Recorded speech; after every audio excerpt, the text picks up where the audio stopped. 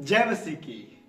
क्या ही भली और मनोहर बात है कि भाई लोग आपस में मिले रहें और मिले और एक दूसरे की चर्चा क्या करें, प्रभु से बातें क्या करें, प्रभु के बारे में अध्ययन क्या करें, चर्चा करें, प्रभु के बारे में सीखें और प्रभु को गहराई से जानें। भजन 23 में साफ साफ दाऊद कहते हैं, यहोवा मेरा चरवाहा है, मुझे कुछ घटी न होगी। और आगे लिखा है, मैं घोर से भरी हुई तराई में होकर चलूंगा ना तो भी मुझे कुछ डर क्यों, क्योंकि तू मेरे साथ रहता। हम लोग बात ही कर रहे हैं आजकल दिनों में साथ साथ चलने के बारे में। जब उपवास में आप हैं, जब उपवास के साथ प्रार्थना कर रहे हैं तो दुआ करिए कि प्रभु के साथ चल सके, प्रभु के साथ रह सके। मैं आज एक बच्चे के बारे में बात करना मांग रहा हूं। जब वो पैदा हुआ हालात बहुत खराब थे, परिस्थितियां बहुत खराब थी। निर्गमन किताब में जब पढ़ेंगे तो उस समय इजराइल के लोग जिस देश में रहते थे, जहां पे यूसुफ प्रधानमंत्री था, गए तो 70 थे, पर वहां पे परमेश्वर ने आशीष करते करते बहुत बढ़ा दिया। वहां के राजा ने सोचा कि ऐसा ना हो कि ये विरोधी देश के साथ मिलकर हम पे अटैक कर दे और हमें गुलाम बना ले। तो वो उनके ऊपर शासन क्या करता था और दो औरतों को फिक्स किया जिनका नाम था सिप्रा और पुआ। दो इब्री औरतों को आज्ञा दिया कि अगर इजराइल में कोई भी बच्चा पैदा होता है, लड़कों को मार दो, लड़कियों को जिंदा रखो। लड़कियों से काम कराने के लिए, पर लड़कों को मारने के लिए हुक्म दिया था। पर वो दोनों औरतें परमेश्वर का भय मानती थी, अब वो छोड़ देती थी। जब राजा को पता चलता था तो राजा से कहती थी, हमारी इब्री औरतें बहुत मेहनती हैं, हमारे पहुंचने से पहले वो जन्म दे देती है और बच्चों को छुपा देती है। समय बहुत विकट था, हालात बहुत खराब थे, पर सबसे अच्छी बात है परमेश्वर साथ साथ बना रहा। परमेश्वर की योजना बड़ी है।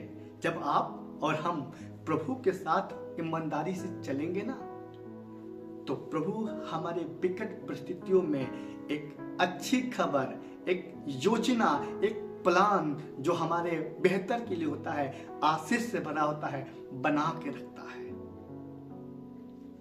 इन परिस्थितियों में मैं बात कर रहा हूं कि मूसा लेवीय घराने से पैदा हुआ।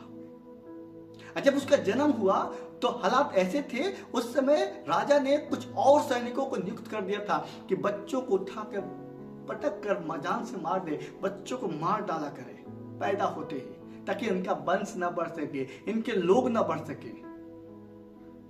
पता है, परमेश्वर की योजना हमारे हित के लिए होती है, हमारी भलाई के लिए, क्योंकि बाइबल बताती है यिर्मयाह किताब उसका 29:11 कि जो कल्पनाएं प्रभु ने हमारे और आपके बारे में करके रखा है ना, वो जानता है, वे हानि के नहीं वरन लाभ ही के। हर एक प्लान, हर एक योजना प्रभु यीशु मसीह की तरफ हमारे लिए लाभ की है। मैं बात कर रहा हूं आज आपसे कि किस प्रकार प्रभु ने संभाल के रखा।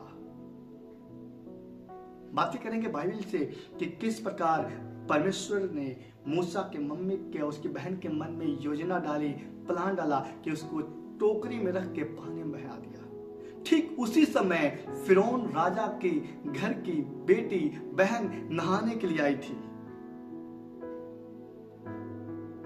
और नहा रही थी और देखा टोकरी में बच्चा है। परमेश्वर ने उसके जीवन में, उसके मन में कार्य किया और उसने अपने घर ले गई और नाम भी बताया क्या रखा उसका, मूसा। मूसा का मतलब होता है पानी से निकाला हुआ। और उसको पढ़ाया, उसको शिक्षित किया, उसको युद्ध कौशल बनाया, सब कुछ कार्यों में निपुण किया। दीदी, भैया, जब दुश्मनों से घिरे हो ना, जब सब लोग आपके बारे में योजनाएं आपके नाश करने के बारे में बना रहे हैं ना, आपके बच्चे आपके दुश्मनों के घर में फलेंगे फूलेंगे। आपका खानदान आपके दुश्मनों के द्वारा आशीष पाएंगे। कौन करेगा? प्रभु। मैं कहना चाहता हूं, यदि यहोवा हमारी ओर से है ना, तो हमारा विरोधी कौन हो सकता है? हमारा दुश्मन कौन बन सकता है? यदि हमारी ओर से यहोवा ही हो तो बहुत जरूरी है कि प्रभु के साथ साथ चलना। बाइबल बताती है, जब फिरौन की बेटी मूसा को बखर लेके गई तो कुंवारी ही थी, पर उसको दूध पिलाने वाला बच्चा ही था, उसको दूध पिलाने वाली चाहिए।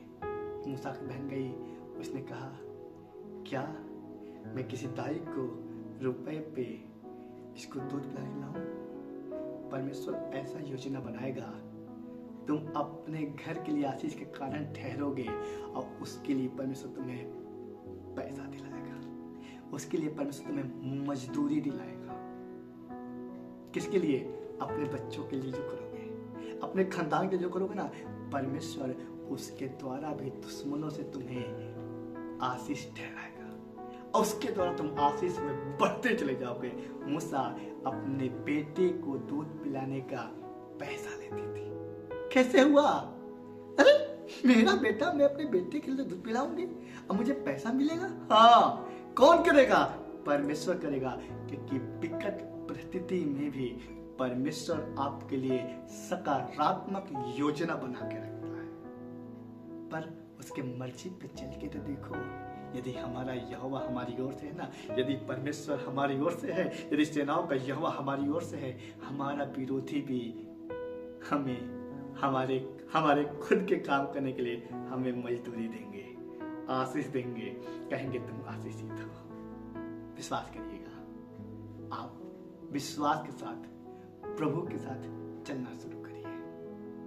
प्रभु के साथ चलना शुरू करिए। अगर आप प्रभु के साथ चलना शुरू करेंगे, इज़राइल जो विकट परिस्थिति में था, विकट हालात में थे, परिस्थितियां खराब थी, उन परिस्थितियों में भी प्रभु ने उसको संभाल के रखा।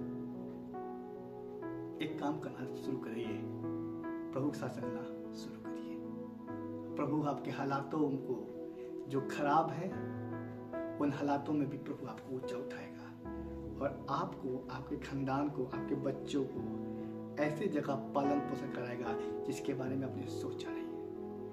प्रभु आपको आशीष दे। प्रभु दुआ करना चाहते हैं, जितने लोग इस बात के लिए ईमान रखते हैं कि प्रभु आप अद्भुत करते हैं, यदि यहोवा हमारी ओर से, हमारा विरोधी कोई नहीं हो सकता।